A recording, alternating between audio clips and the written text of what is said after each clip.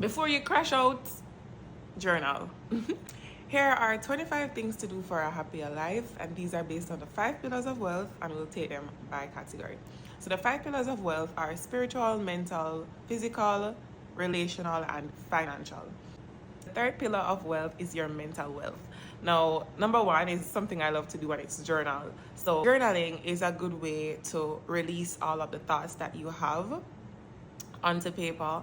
You can destroy what you wrote after the fact, but you just need to get it out. You need to allow your mind to process. It's a good way to process information, process your feelings. It's a great way to process your feelings. So I would encourage everybody to journal.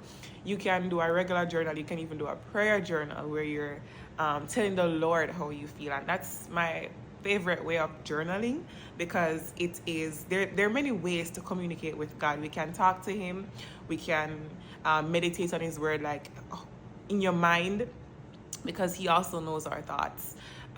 We can write to him literally. So journaling is a good way to communicate with God as well, and it's also a great way to just express your feelings, and you can even review how you feel after journaling as well. So before you crash out, journal.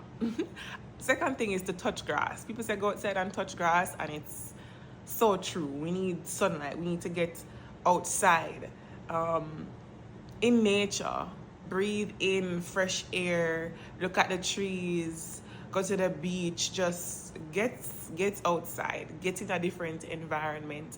And when, for me especially, when I'm in at the beach or anything like in nature, I'm always so in awe of creation, because it puts things into perspective. It allows you to see that your experience is so minuscule in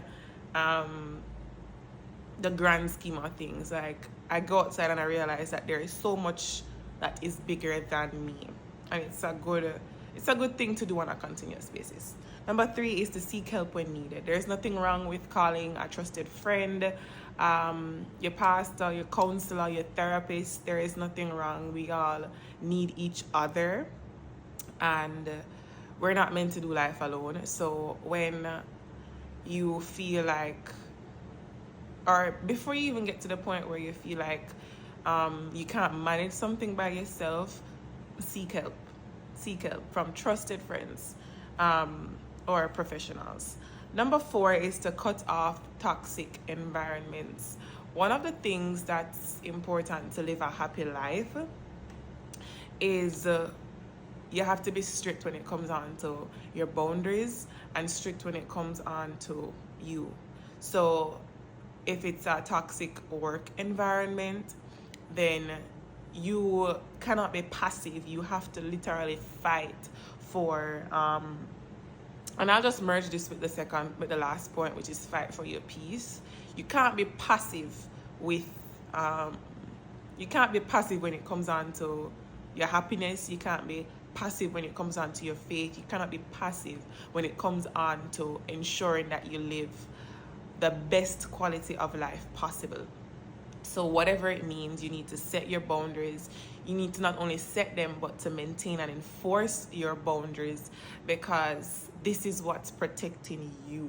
And I will be doing a book review on one of my favorite books when it comes on to mental health, which is Changes That Heal by Dr. Henry Cloud. If you haven't read it, go on Amazon and purchase it. It's so good.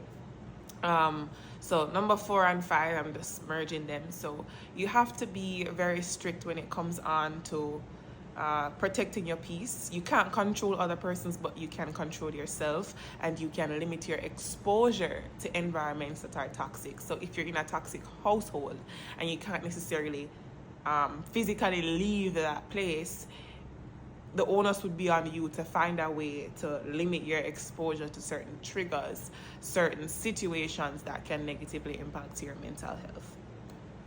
Now, physical wealth. The first thing I'm going to say